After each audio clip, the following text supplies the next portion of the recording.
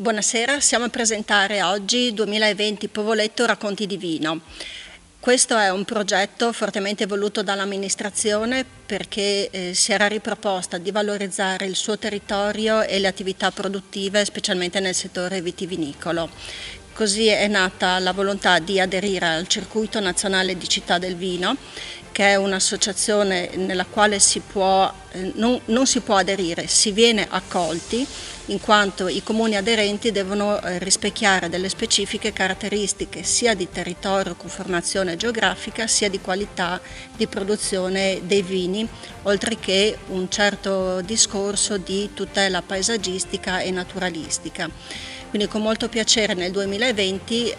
siamo rientrati a far parte di questo circuito. Poi il 2020 è stato un po' una peripezia per quanto riguarda sia la nostra vita come per quanto riguarda quello delle viti, ma noi come le viti abbiamo superato la grandine, la siccità e quant'altro e ci siamo impegnati in questo progetto che è un progetto multimediale. In questo progetto noi abbiamo voluto fare una chiacchierata con i 14 vitiviticoltori che hanno aderito. Abbiamo parlato della zona, del territorio, della Ponca, di come vinificano, del metodo biologico, biodinamico, delle caratteristiche di vinificazione, di appassimento delle nostre pregiate uve. Questo progetto poi è stato montato nei piccoli video collegati e avvalorati da immagini e video che ci sono stati forniti e saranno pubblicati a partire da mercoledì in una playlist di Promo Turismo sulla sua pagina YouTube e ricondivisa dai nostri canali social. Quindi io ringrazio per la realizzazione di questo progetto, Promo Turismo nostro partner, il Consorzio Tutela Colli Orientali, Ducato dei Vini, Movimento Turismo del Vino e Donne del Vino. Infatti anche loro hanno dato la loro adesione alla filosofia di questo progetto. Oggi doveva esserci l'evento reale, fisico, di presentazione insieme anche agli amici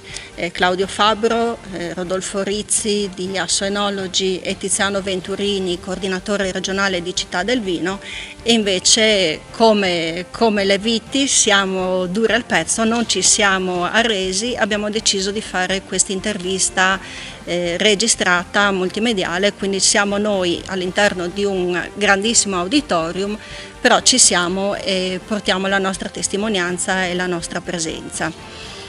Io poi devo assolutamente ringraziare chi mi ha aiutato nella realizzazione di questo progetto, in primis il sindaco e la giunta che hanno creduto in questa cosa e mi hanno dato carta bianca.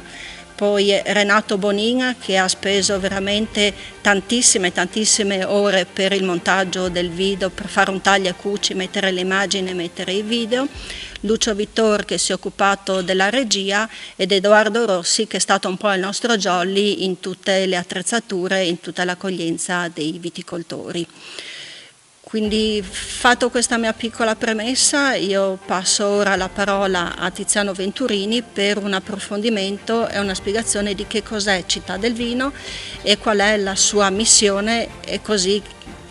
spiega un po' anche alle persone perché l'amministrazione di Povoletto ha voluto aderire a Città del Vino ed è orgogliosa di essere di nuovo all'interno di questo circuito.